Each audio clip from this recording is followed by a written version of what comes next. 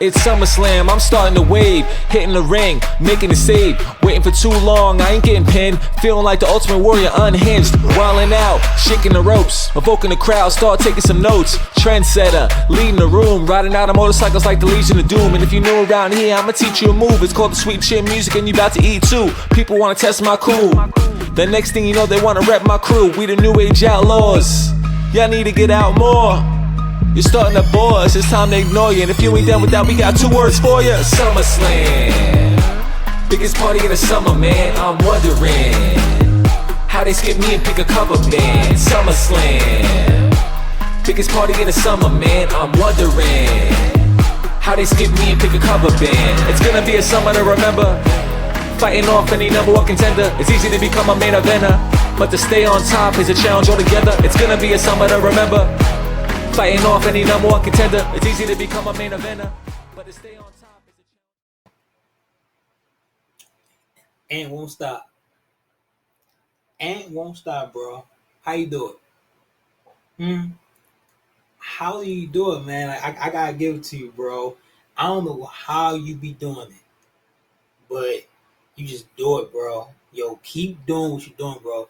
I might gotta get you, make me an opening thing, bro. Like an opening thing for the channel. I'm just saying, hey, we might gotta talk. We might gotta talk later, bro. We'll talk about it. But ladies and gentlemen, that opener was half of the opening thing for SummerSlam. My boy Ant hooked me up with that. Thank you, Ant, for emailing me that, bro. Y'all want to hear? I'm sorry, not see. I'm tired, y'all. Hear the full thing, man. Link will be down in the description right now for y'all, man. Go check it out, man. I'm telling you, bro. It's fire, y'all. I'm telling y'all right now, man. Absolutely. Absolutely, man. Wow. SummerSlam, folks. Let's talk SummerSlam. Y'all. Before we do, make sure I hit that like button. Put comments in the comment section. Comment down below. Best match or worst match of the night. And subscribe to the channel, man. Subscribe to the channel and make sure that bell is turned on for all notifications, y'all. All notifications. I'm very tired, y'all. That's why I'm sorry I'm all over the place. But I'm going to get this review through. Y'all, I'm going to get this a little bit later, though. Like, usually I will do a review and I will, like, just do my thing with it, whatever I got to do with it. And it will be up like right then and there, the minute like the show's over, like an hour later or 2 hours later, but not this time. Not this time. Y'all might be getting this a little bit later on, man. A little bit later, but that's okay though. Man, because still gonna be good. Still gonna be some fire content for y'all, man. So don't worry. As long as you get up and see it, right? I hope that's the case. Man. But I did tweet it out though, so hopefully y'all aware. This for those who see the video later and figure out why, who doesn't have a Twitter, figure out why it wasn't there at the right then and there like I usually do it. So I apologize if wasn't up right away. But that's why some of y'all share with Twitter, man. I know some of y'all don't have one, so I apologize in advance. Man. But SummerSlam, y'all. SummerSlam. I want to talk about TakeOver right quick. Not going to be long. Don't worry. I'm not going to talk about TakeOver too long. But I just want to say right now, I always got to start with this because I have to. When a TakeOver hits and then we get a main Raw pay-per-view, I had to start with this opening, man. Was SummerSlam better than TakeOver? The answer is no. I'm pretty sure most of you will agree with that. Especially what we got tonight in most of these matches. Like, during the pay-per-view, like, it hit like a ceiling point where after this, the show was completely out of whack, man. And I will tell y'all exactly when I believe that brick wall hit tonight on this show, because holy moly, man. At a certain point, like, this show needed to end. At a certain point, man, like, you felt like this show needed to end. You know what I'm saying? It did feel like there was many matches. Like, that's one of the things that they got to cut, man. Like, it'd be so many matches. They have to cut that. Man. I hate when it's, like, so many matches at these big, low pay-per-views like this. I really do. Yes, it went through smoothly. It didn't feel like it was taking a little too long, but still, man, like that's one of the things they have to cut. They have to cut that. And I believe the show was at least like 5 hours. At least 5 hours. You know what I'm saying? Sometimes I got a problem with that, but then you got those moments when like, yeah, like that's a little too much. And tonight, one of those nights where I didn't really have much of a problem with it, but you at a certain point you did feel like that some of these matches were not needed tonight. It's at least some of them, a few of them, man. But let's dissect everything, y'all. And the first match that kicked off this whole entire show was the Cruiserweight Championship match. Drew Gulak versus Only Lorcan. This match did not click at all. At all. I'm saying that right now, man. Like, outside of the finishing move that Drew Gulak hit on Only Lorcan, the Cycle Clash finisher, man. What else was that memorable about this match? Absolutely nothing. There was an average match at best. There was an average championship match at best, man. Average championship match at best. If I'm not mistaken, the last match that Drew Gulak even had was better than this. Way better than this. You know what I'm saying? With Tony Nese. With Tony Nese, man. But Drew Gulak did retain. He is still the Cruiserweight champion. I'm not even going to talk about the match because there's really nothing to talk about. Finish at 1, 2, 3. That's it. It's that simple, folks. It's that simple. It's that simple, man. Next match, man. Buddy Murphy versus Apollo Crews. This was always looking very good, man. I'm just saying, like, this match was looking very good from what we got. If they could have kept this thing going, this could have potential to be like top 3, top 5 best match of the night. At least in that range. Not top 2. Not top 2. But in that mix. It's in the conversation. It would have been in the conversation if what happened didn't happen. Because for the simple fact that this whole investigation with Roman Reigns is now spewing onto this card, man. And Roman Reigns didn't even have match night on this show. Roman Reigns didn't even have match night on this show. Which I have no problem with whatsoever. But the fact that Buddy Murphy was accused of attacking Roman Reigns still might be the one. We seen on SmackDown a couple nights ago that after Roman Reigns just attacked Buddy Murphy so bad, man, to the point where he had no choice but to tell Roman Reigns who attacked him. He said Roman. Roman said, well, Dan Bryan too said, nope, I just seen Roman. So by Roman name being spewed like that, automatically that put Dan Bryan in the crossfire. That put Dan Bryan in the crossfire. So because of this, during this match between Apollo Crews and Buddy Murphy, out of nowhere, man, Roman just decimates Buddy Murphy, which ends the match by disqualification. Buddy Murphy wins the match by disqualification due to the fact that Roman attacked him, man. Attacks him. What does this mean as far as who attacked Roman Reigns? I have no idea. Absolutely no idea whatsoever as far as who attacked Roman, because they're still playing the fact that they still don't know who attacked Roman Reigns. Now, we all made a case that it could have been Dan Bryan and the mystery was over. But the mystery is still continuing, folks. Who the one that attacked Roman Reigns? Because we didn't really hear anything from Dan Bryan as far as attacking Roman Reigns go, or Roman at that. We saw exclusive videos, but we didn't get much from that. So Scooby Doo, you got mystery solved still, my boy. You know? So it was at Roman Reigns. Mystery continues. but next up, man. Elias, man. This was not needed. Yes, I love what happened after the whole entire concert, but this was not needed for the show. I guess it was just to kill time, I guess, but this is typical Elias 101. He goes out there, he trashed the city team. Like, they're in Canada, they're in Toronto, Canada. They got to trash hockey because Canada loves hockey, you know. And Elias did exactly that. And then next thing you know, someone coming out on him. In this case, it was Edge. I love hear that music again, and I love to see Edge once again. I wish he was still wrestling, but I understand why he can't. But this was not needed. Edge comes out, hits the spill and lies. That's it. Thank you, goodbye. Wasn't really needed. Wasn't really needed. But I did love the fact that I see Edge, yes, and I did love the fact that I heard that theme song once again, man. Once again. Let's continue on for Women's Tag Team Championship match, man. Alexa Bliss and Nikki Cross versus the Iconics, man. Hate the fact that I had to hit Iconics on the microphone on this night. Why, I don't know. But I will say one little positive about this match, man. Despite Bliss, yes, Bliss is not a great wrestler. Despite of that, she was not half bad in this match. I will give her that.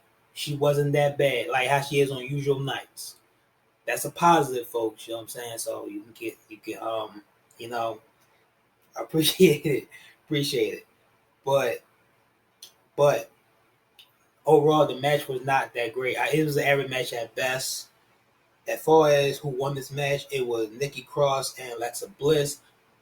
But number one, I do believe that the rule as if no more rematch clause is still in effect, right? If I'm not mistaken, isn't that still in effect? And if I'm not mistaken, the Iconic just lost the tag team titles. So, you know, I'm just saying, like, I don't know if that rule was gone. I'm just saying. So anybody can correct me in the comment section. Is the rule for rematch clause is back on, or is it still off? You know, because as far as I know, it's still off. And the Iconic clearly got a rematch. Yes, they lost, and they should be out the picture completely now. Back to the bottom. Yes, back to the bottom. And yes, they did spoil the fact that Alexa Bliss and Nikki Cross will be facing the Kabuki Warriors on Raw, I believe, the next night. So because of that fact, why would you even book this match to begin with? Like, you pretty much made the match predictable with that announcement. You kind of made the match predictable with that announcement. So I don't know why the match you having to begin with. But I don't know, man. Match was average, nothing really special about it. And that's pretty much it. Nothing I really can say about this match. You know what I'm saying? Nothing really stood out. I mean, I see Alexa Bliss with the Buzz Lightyear outfit, you know, did the typical laser, you know what I'm saying? I know she's a big Disney fan. You know what I'm saying? I am too. But nothing really memorable about this match whatsoever, man. Twisted Bliss on Peyton Royce, 1, 2, 3. Alexa Bliss and Nikki Cross both retained the gold tonight on this very night at SummerSlam. Now the kickoff is over. Let me get to the main pay-per-view, man. And what do we get first to kick this whole entire thing off? Gotta get the hometown girl, man, Natalya. Yes, Natalya versus Becky Lynch. Now, I didn't see this match like as soon as it came on because I had to do some business to take care of. But I did went back and checked it out. You know what I'm saying? I checked it out. And now I can say this. Even though, despite that, the fact that they put the submission stipulation in there made me say, okay, I'm honestly curious to see this match now. At that point. But after seeing it now, can we really say it was all worth it now? Can we all sit and say, was Natalya the right opponent with Becky at SummerSlam? Absolutely not. You know what I'm saying? It kind of felt lackluster at most times. You know what I'm saying? I'm not saying the match was bad, but it wasn't great either. It was another average match at best, man. It was an average woman championship match. And of course, Becky Lynch was going to get the dub. Now, it did kind of feel like that. I did mention this. It did kind of feel like that Natalya could win, though.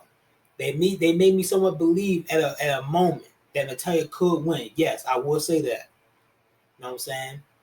But as all said and done, man, after all said and done, the match, you know what I'm saying, was not bad, but it wasn't great. It was average at best.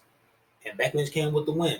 Becky Lynch came out with the win, man. She is still the Raw Women Champion, as she should be. Because like I said, man, if you're going to take the title of Becky Lynch, you got to be up there on her level. And right now, Natalya is not up there. She's not. What had Natalya done to make you believe that she should be the champion? Why? Because you just want a fatal four-way? No, that's not how it works. That's not how it works. I'm looking at what happened before that. Before the fatal four way, Natalya been a loser, losing Lacey Evans on multiple occasions, and she just been in the back all the time, doing absolutely nothing, not even being used. She was even a tag team with Naomi, would just all of a sudden forgot about. Like what were they called? The Heart Glow, like Heart and Soul, or something like that. I don't know. I can't remember. And now she won fatal four way. And now she in this particular. The only one the tag was in particular because it was in Toronto. It's simple as that. If it wasn't in Toronto, the title wouldn't have been thought of. The title wouldn't have been thought of. Do you really think Natalia would have been? I'm not trying to diss Natalia. That's the thing. I will explain what in a second. But do you really believe that Natalia would have been the one picked if it wasn't in Toronto? More than likely, it wouldn't been. For all we know, we could have got Lacey Evans again, and God knows anybody would want that again. But I don't hate Natalia, y'all. Like I really don't want to sit here and act like I got something against Natalia. I don't. I love Natalia. Don't get me wrong. I love Natalia. I absolutely love Natalia. Even though it doesn't even sound like it right now. But I'm looking at it like this is SummerSlam. This is one of the biggest shows of the year. You gotta put the best foot forward. Could that be? At the end of the day, it wasn't Natalia. Some might say yes. Because you look at that Raw roster, man, and there's really nobody like there that's on Becky Lynch's level outside of Charlotte and Ronda, but she's gone right now. Who else is up there on Becky Lynch's level right now? It's really nobody. For all we know, Natalia probably was the safer choice in this instance. I'm just saying, man. I hope y'all understand where I'm coming from. Yes, Natalia is great. Yes, Natalia is a future Hall of Famer. No doubt about it. You know what I'm saying? She's done a lot for this business. I'm not trying to diss her for that whatsoever.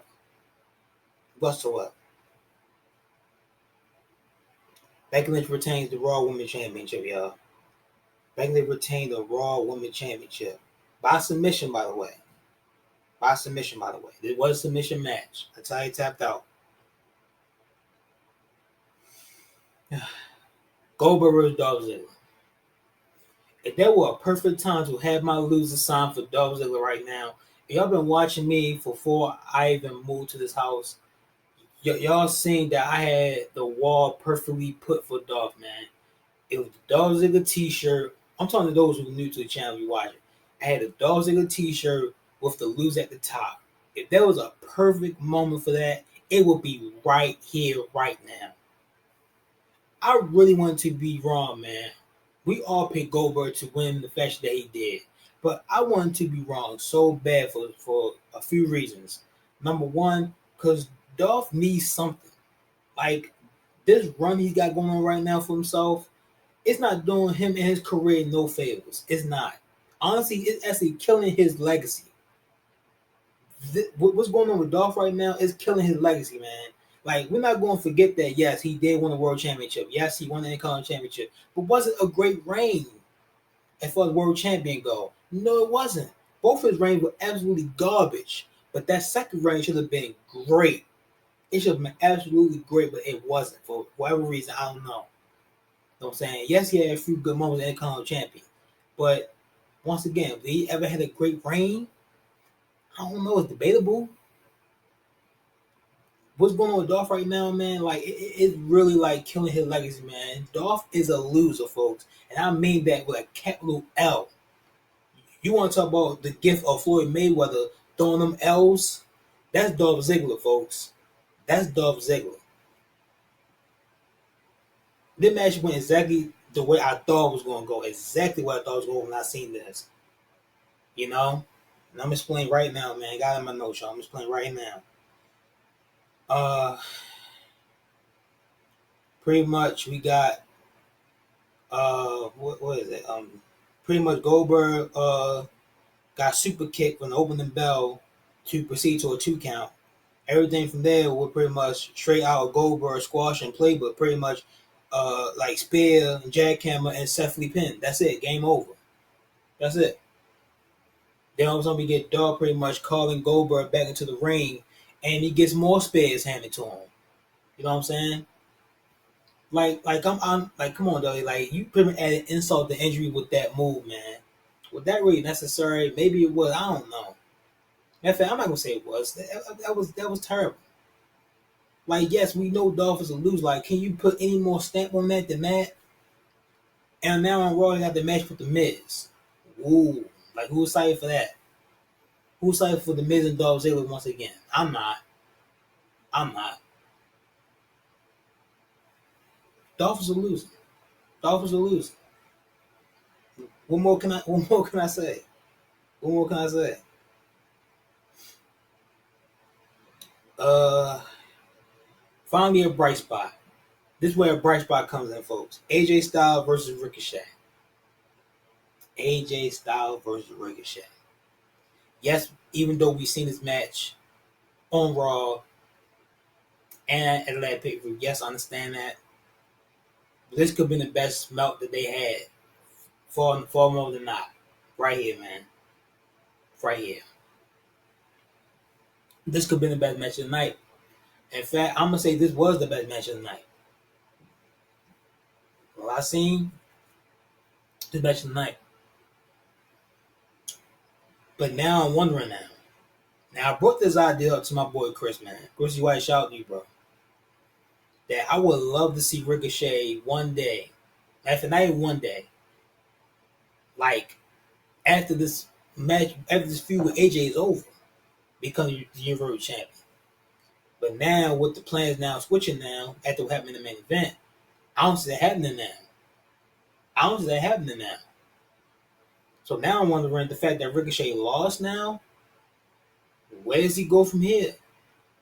I don't know, man. Like, I kind of got this weird vibe of, like, they got no plan for Ricochet unless he feud with AJ continuously from what happened with the fact that Carl Anderson and Luke Gallows was there. Are they going to continue this at Clash of Champions? Yes, I think we are Clash of Champions. Are they going to continue this at Clash of Champions? It's a possibility. You know what I'm saying? But at that point, who going to be want to see this match at that point? We've seen this match so many times. At some point, enough is enough. And this should have been the verification point right here.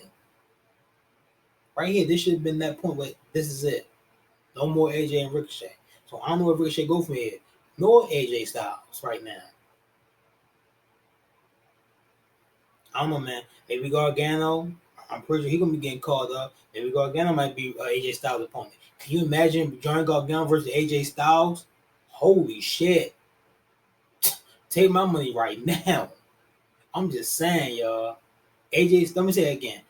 Johnny Gargano versus AJ Styles for the United States Championship. You mean tell me that's not getting you excited right now? You're not just always just thinking about that? Just imagine that was that takeover. I know I'm getting some of y'all wet right now thinking about it.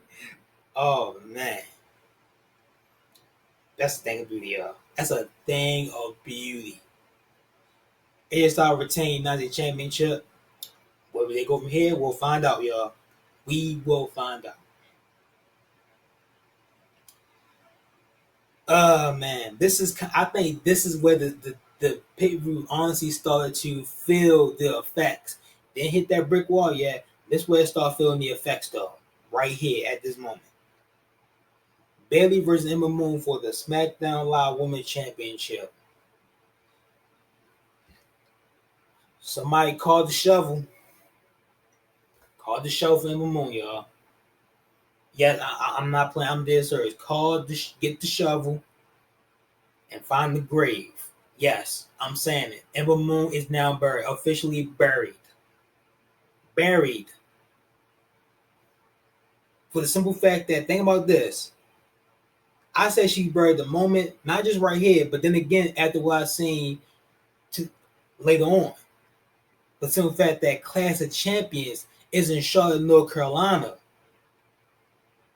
Oh, he's about to Ember Moon to face Bayley at that pay-per-view? In Charlotte, North Carolina? Who's from Charlotte, North Carolina? Charlotte? Ember Moon was buried, folks. At this point, it's over. Like, I see no hope for Ember Moon now. No hope. I still believe she's going to turn heel. I thought it was going to happen tonight, but apparently it didn't. Now she can still turn heel. It still can happen. But I don't know, man. I really don't know. Ember Moon loses. This match was not that great either, man. It had some good spots, but it wasn't a great match overall. And Bayley title reign had been lackluster, man. It's not her fault. It's not her fault whatsoever. Some of it might be her fault. You know what I'm saying? Her promo wasn't like some of her promo was not hitting home on some occasions. Yes, I will say that. But her run has not been great, man. I'm not saying she needs to lose the title, but they need to do something with Bayley, man. Like I don't know, man. It's just something missing. Like I don't know what it is. I don't know what it is. I don't want to say about Bayley because I love Bayley. Another one that I love Bayley, but something is missing. Like I don't know what it is, but something has to happen for Bayley, man. Just like what Becky Lynch said about Natalia, like I'm it. Bayley needs that it, man. Like she needs that something. You know what I'm saying? I don't know what it is. I don't know what it is, y'all. Bayley retains the SmackDown Live Women's Championship. For Ember Moon go, she's buried. Ember Moon's buried, y'all. I don't know. Let me know what y'all think in the comment section. Y'all believe Ember Moon's buried? I think so. I think so. Now, this is where we hit that ceiling point. This is where the show kind of start dying for me, man. Right here. Kevin Owens versus Shane McMahon. Awful. This match was terrible. Yes, it had some great spots, man. Yes, they made Kevin Owens look legit. That's a fact. But overall, the match, the fact that we had Elias as the special enforcer, thanks to Shane McMahon pretty much being the son of the boss and his power, you know what I'm saying? It made the match terrible. They kept on having Elias stop everything, like just protecting Shane McMahon, trying to help Shane McMahon win this match. Like, it killed the vibe of the match for me, man. It really did. When the thing was starting to pick up, Elias kept stopping it every single time. Every single time. But I will say this, man. They doing a good job with Kevin Owens right now, man. A good job to the point where I can see him being the WWE champion. Possibly either later this year or next year, early next year. Right now. Right now. So far, so good with Owens. He did get the window. He's not done. He's not quitting. He's still continuing. As I knew he would. This is predictable. Yes, it was predictable. But I hope this means that Shane McMahon is now done. And he needs to be done. And Shane needs to stop throwing punches, man. He needs to stop throwing punches. Like, that's god awful. The way Shane McMahon throws a punch is god awful. Terrible. Absolutely terrible. He needs to stop that immediately. He shouldn't be in the ring, period, right now. After this match. Now, he didn't say that his career, he didn't put his career on the line, so more likely we're going to still continuously see Shane. I would not be surprised because he didn't put his career on the line. So what that tells me is we're going to get more of Shane McMahon. That's not good for anybody.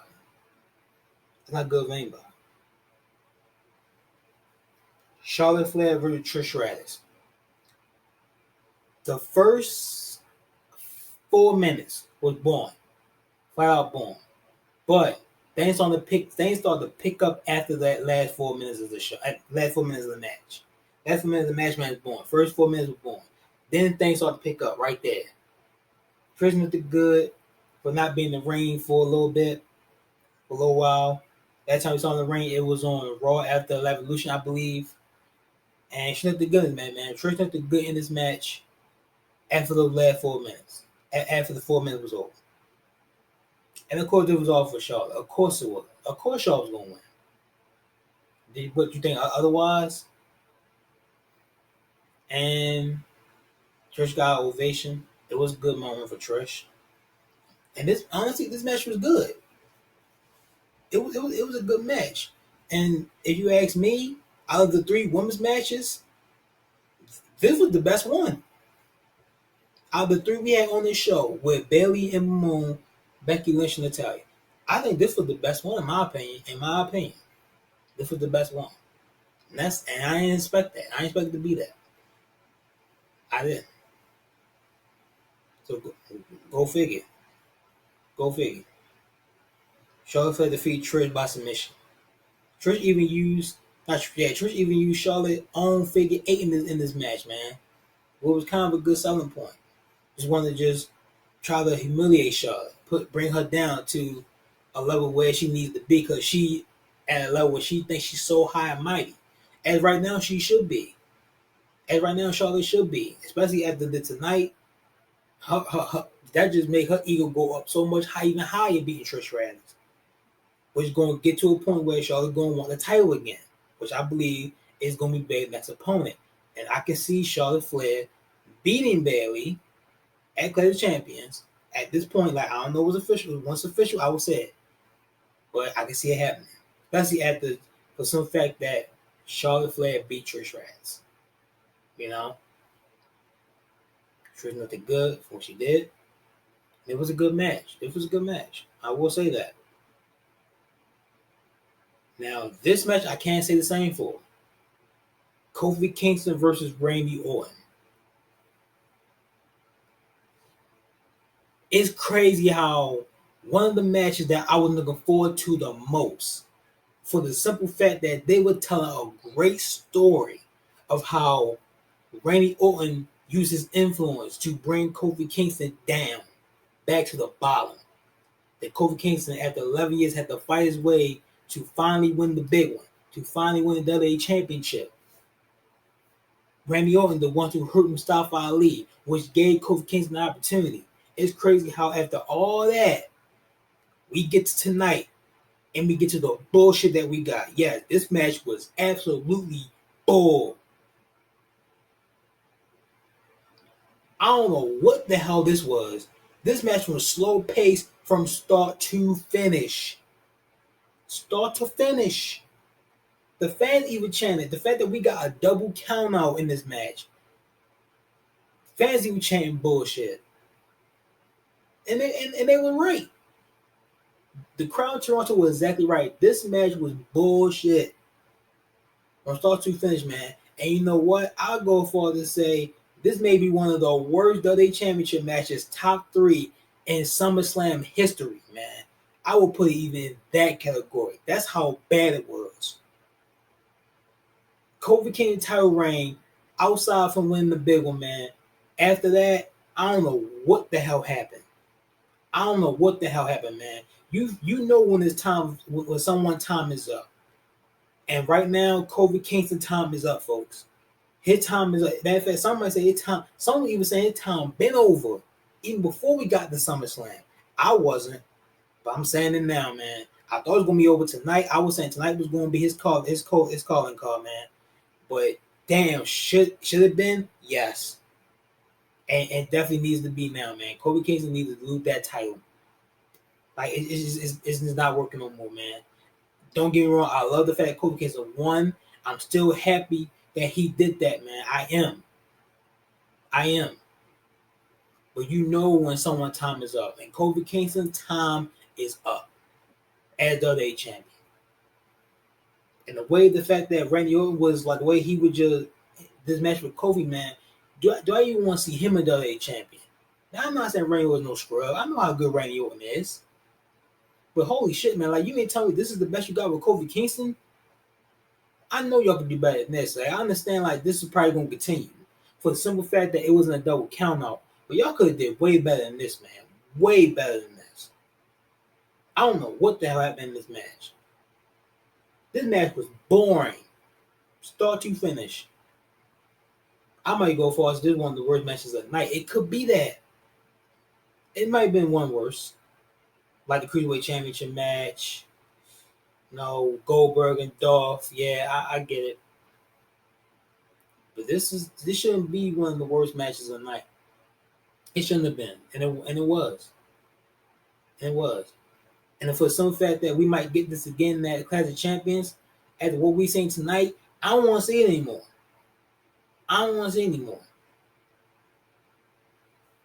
Terrible. That's the best way to put it. It was just terrible.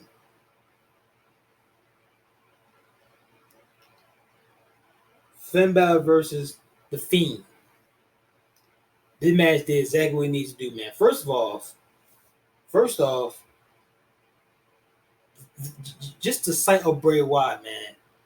And the fact that it's pretty much his same old thing, but just in a dark tone.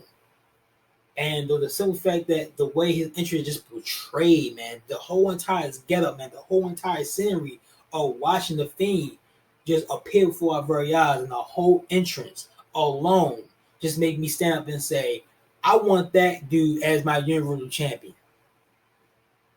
I want that guy as a Universal Champion, man. Bray Wyatt needs to be, and hopefully will be, the Universal Champion. It needs to happen. I'm putting a stamp on that right now. It needs to happen, and it should happen. Now, the only negative about this match is the fact that Finn Balor got a lot of offense on Bray Wyatt. Now, I understand Finn Balor is good, don't get me wrong, but he shouldn't have got that much offense on the Fiend, man. He shouldn't have. The Fiend should have dominated most of this match and then won the match. Yes, he did won. Yes, they still doing good with the Fiend so far. They have not killed him yet. And I say yet because the WWE always find a way to mess everything up, man. And I hope they do not mess this up, because right now, from what I'm seeing from Bray, this is it right here. Universal Champion right here. In my eyes, this is it. Hopefully by near the end of this year or early next year. I don't care what anybody says, man. I hope it happens. It needs to happen. It needs to happen, man. You build this guy up as dominant as you can be, not losing at all, man. No losses for the Fiend, none. No pinfall losses, no submission losses, none of that. No, none of that. And be dominant for the whole year to get to a point where he's competing for Universal Championship and he wins it. He wins it. It's that easy, that simple. That simple. The Fiend beats Finn Balor. Now, Finn Balor might be going away for a little while.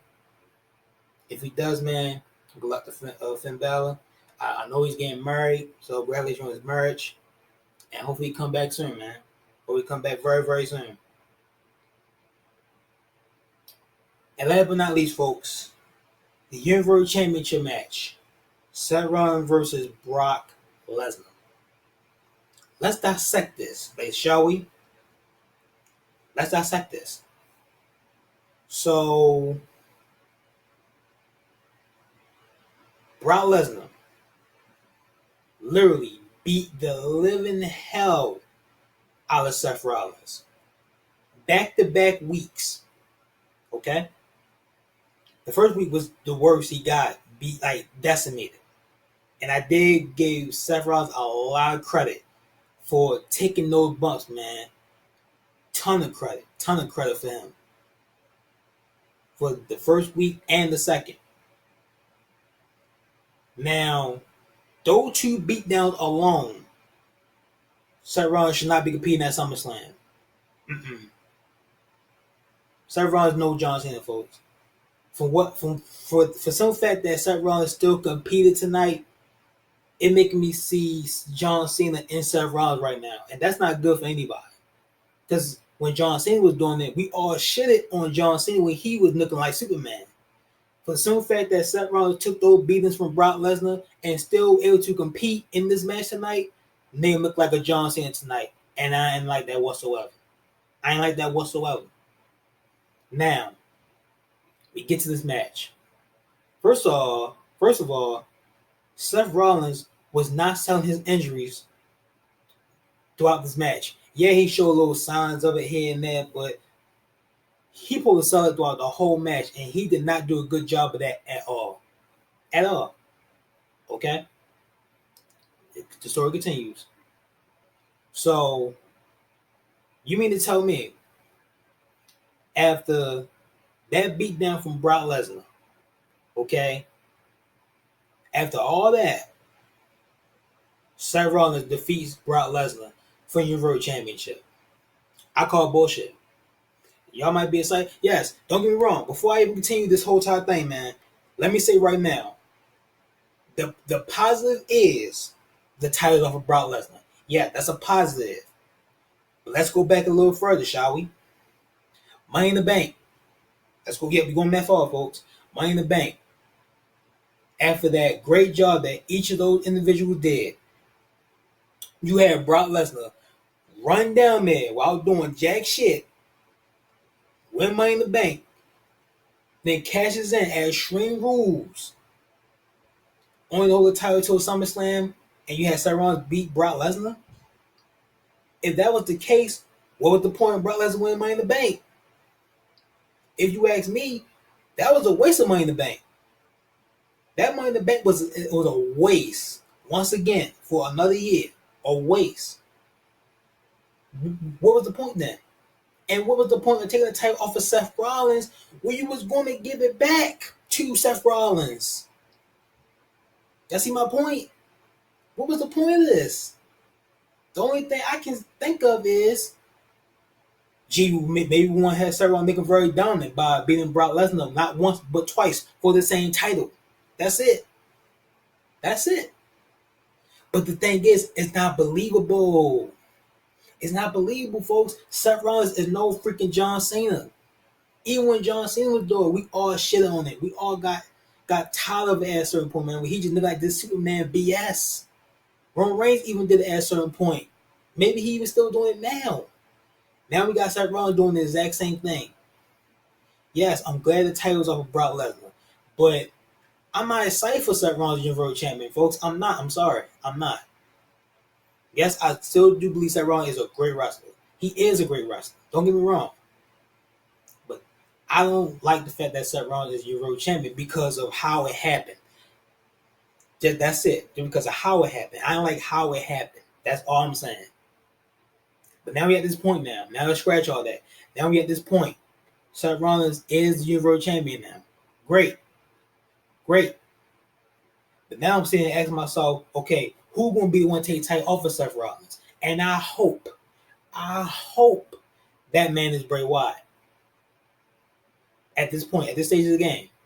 Yes, it might be too soon for it. If it is, I'm fine with that. As long as it happens. That's all I'm worrying about. That's all I'm worrying about. Now we got to ask ourselves now. Now the fact that Seth Rollins is the champion, who's going to go up against that class of champions? Can't be AJ Styles. He's the United States champion. Can't be AJ Styles. So who's going to be? I don't know. Maybe someone like Cesaro. I don't know, man. I don't know who Monday Night Raw can go up against Seth Rollins, the class champion. I don't.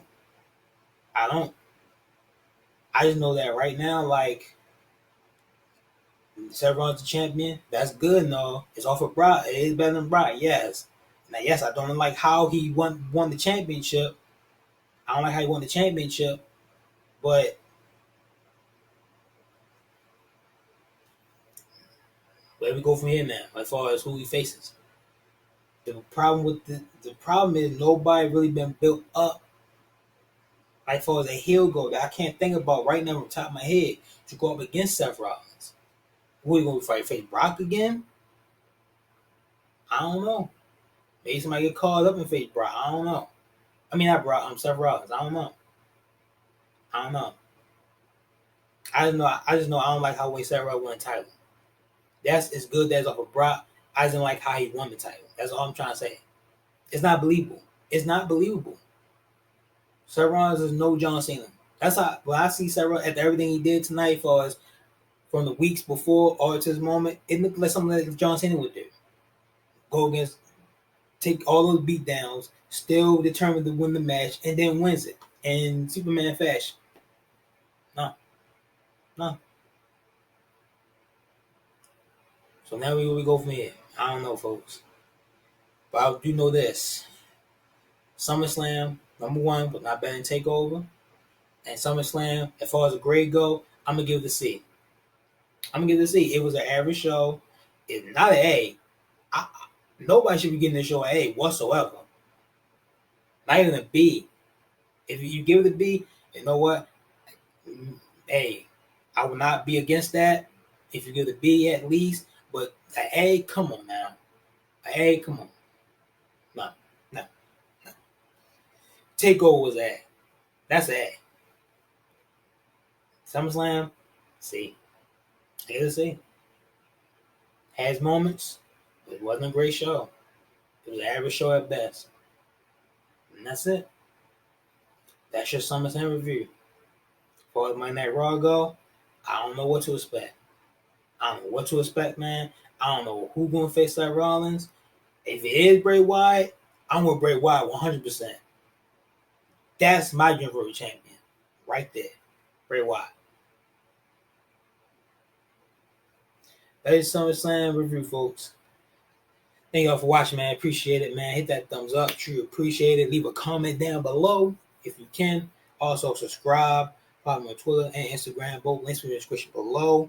And I'll see each and every one of you in that video, man. Also, shout out to once again my boy Ant. Won't stop for the kick-ass opening, man. Bro, you are a beast. Mike got to talk about the opening, bro. Mike got to talk about that opening, bro. All right, man. Thank y'all for watching, man. I'll see each and every one of you for the next video, which will be Monday Night